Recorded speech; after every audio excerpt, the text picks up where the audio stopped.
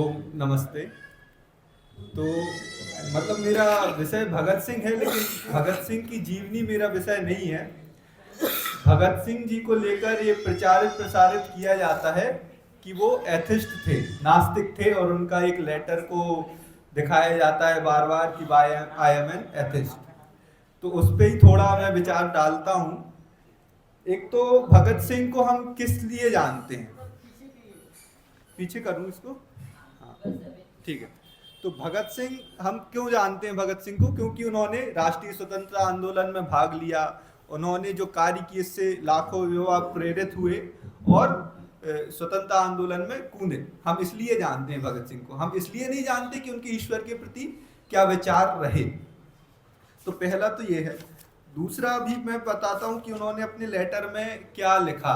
ठीक है, थोड़ा थोड़ा उसका बता देता हूँ, उसके बाद फिर आगे बताएंगे। तो सबसे पहले तो वो लिखते हैं कि मेरे जो दादाजी हैं वो आर्य समाजी हैं, और आर्य समाजी कुछ भी हो सकता है, नास्तिक नहीं हो सकता, ऐसा वो लिखते हैं। और वो लिखते हैं कि मैं बहुत ज़्यादा उस मतलब घर के जैसे संस्कार थे, तो मैं गायत्री मंत्रों का कई सौ बार जाप करता था, उसका मनन करता था, चिंतन करता था, और धीरे धीरे ऐसे उनकी लाइफ चलती थी। लेकिन उन्होंने 1926 में लेनिन को पढ़ा, मार्क्स को पढ़ा, इन सब को पढ़ा, और उन्होंने देखा कि इन लोगों ने अपने राज्य में मतलब अपने देश को आज़ाद कराने में सफल क्रांतियां की हैं और अपने देश को आज़ाद कराया है। और धीरे धीरे मेरा विचार मतलब 1926 में मैं नास्तिक हो गया, ऐसा वो लिखते हैं अपने उस लेटर में।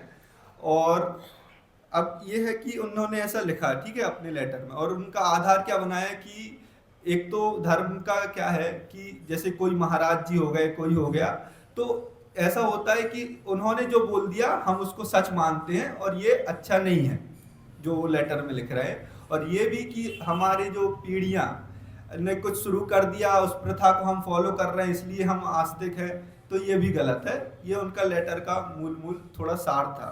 तो वो लिखते हैं कि 1926 में मैं नास्तिक हो गया हूँ।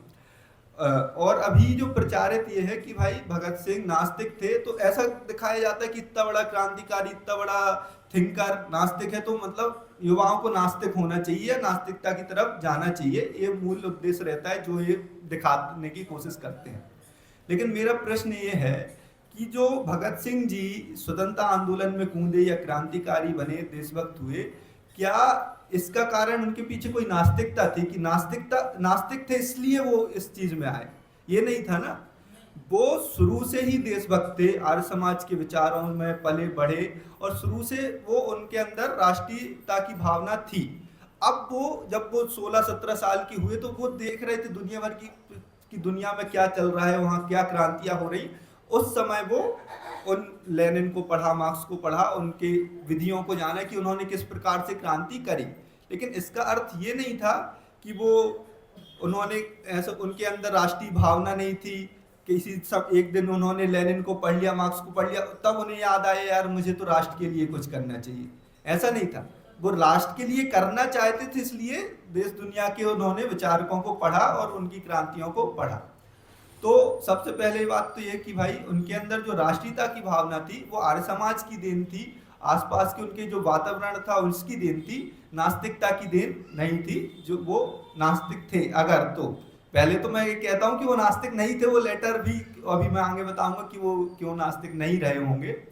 क्योंकि एक फेज आता है जिंदगी में, ठीक है, कि हो सकता है कि वो फेज आया हो उनके पास 4-6 महीने का, जब उन्होंने नया नया इसको पढ़ा हो और उन्हें लगा हो कि यार ये इतनी सारी चीजें हैं, तो नास्तिकता अच्छी हो, और हो सकता है लिखा हो उन्होंने। लेकिन उन्होंने लिखा है अपने लेटर में कि 1926 में मैं नास्तिक हो गया। लेकिन उनके उसके बाद के भी हमारे पास कुछ लेटर मिलते हैं भगत सिंह जी के, जिसमें वो ईश्वर की चर्चा करते हैं। मतलब ईश्वर के, ऐसा लगता है कि वो ईश्वर के प्रति आस्थावान होंगे। अगर कोई व्यक्ति 1926 में नास्तिक हो गया, तो फिर वो उसके बाद तो अपने लेटरों में, अपने पत्रों में ईश्वर की चर्चा नहीं करेगा। तो उसलिए मैं कुछ उनके पत्र जो हैं थोड़े थोड़े पढ़ना चाहता हूँ कि उन्होंने जो लिखे ईश्वर के विषय। हाँ थोड़ा सा इंट्रोडक्शन यहाँ करना। हाँ हाँ। अगर वो लेटर सच है, ठीक है, ऑथेंटिक है, ओरिजिनल है, हम्म और उन्होंने लिखा कि मैं नास्तिक हो गया और उसमें कारण नहीं लिखा, कुछ भी हिंट नहीं दिया, तो मेरे को नहीं लगता, मैं अपना बता तो वो ओरिजिनल है या नहीं हमें नहीं पता। नंबर 2, तो वो कारण नहीं लिखा उन्होंने भगत जी ने। और दूसरा, बाद में अगर वो आस्तिक हो गए तो इट ऑटोमेटिकली हम एक्सेप्ट करते हैं कि वो नास्तिक होना वाला उनका, मैंने अपना डाउट उनको आंसर दे दिया।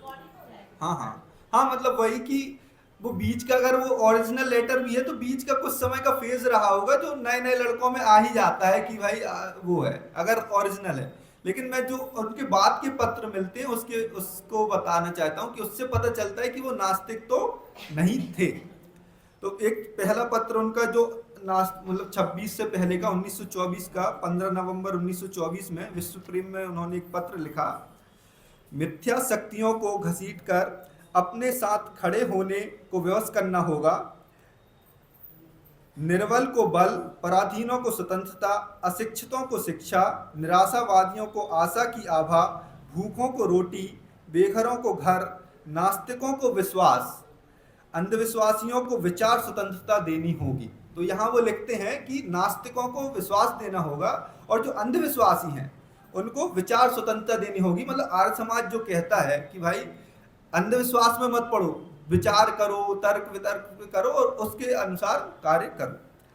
और फिर वो लिखते हैं कि गुलामियों की जंजीरों को काटना होगा, अत्याचार का सर्वनाश करना होगा, पराधीनता को मिट्टी में मिला देना होगा, क्योंकि यह अपनी कमजोरी का कारण उस मनुष्य जाति को जिसकी सृष्टि परम पिता ने अपने ही अनुरूप की थी, न्यायपथ से भ्रष्ट करने का प्रलोभन हो रहा है। मतलब जो ईश्वर ने हमको बनाया है तो उनको ही अगर कोई लोग पराधीन कर रहे हैं तो ईश्वर की सृष्टि क्रम के खिलाफ है, तो इसके लिए हमें लड़ना चाहिए, ऐसा वो लिख रहे हैं।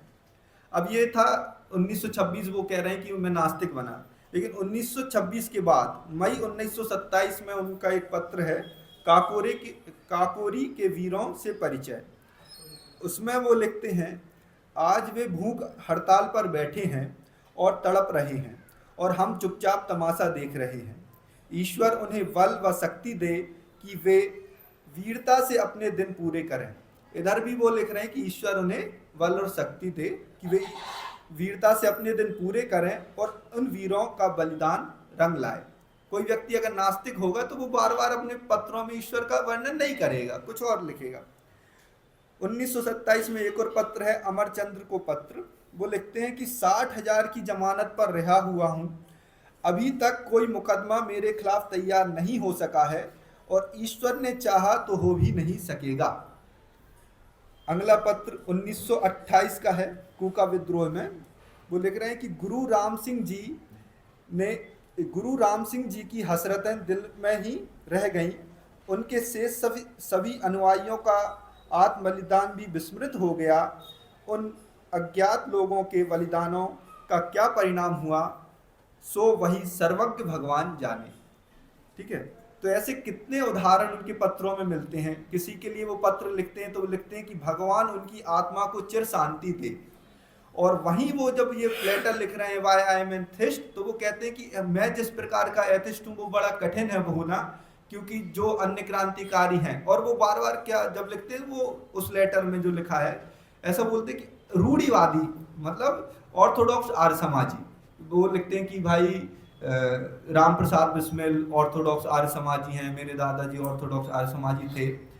और ऐसा वो लिख नहीं सकते, मेरा कहने का मतलब रूढ़िवाद के खिलाफ आर्य समाज खड़ा हुआ है और कोई उसको ही रूढ़िवाद बोले तो बड़ा कठिन है उस पर विचार करना। और वो अगली पुस्तक है, हाँ, एक पुस्तक लिखी है उनकी भतीजी ने, वीरेन सिंधु ने, अमर शहीद भगत सिंह।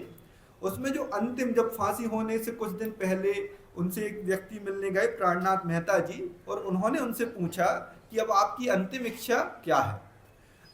नास्तिक व्यक्ति होता तो यही नॉर्मल बोलता कि मैं तो देश को स्वतंत्र देखना चाहता हूँ, कि लोग अब मैंने अपना कार्य कर लिया है, आप लोग को अब आगे ले जाना है इस कार्य को, ऐसा बोलते। उन्होंने क्या बोला, उन्होंने उत्तर दिया, बस यही कि फिर जन्म लूं और मातृभूमि की और अधिक सेवा कर सकूं।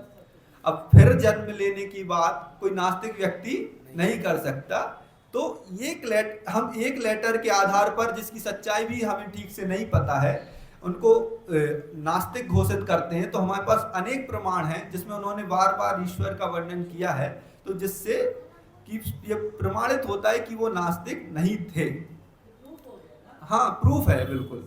और अगर जो लोग ये सोचते हैं कि एक क्रांतिकारी को, अगर वो नास्तिक है इसलिए हम लोगों को नास्तिक होना चाहिए, तो ऐसे हजार क्रांतिकारी हमारे लाइन में हैं जो घोर आस्तिक हुए हैं, तो उस आधार पे भी हमें आस्तिक हो जाना चाहिए, अगर यही तर्क है तो। ठीक है, यही मेरा विषय था।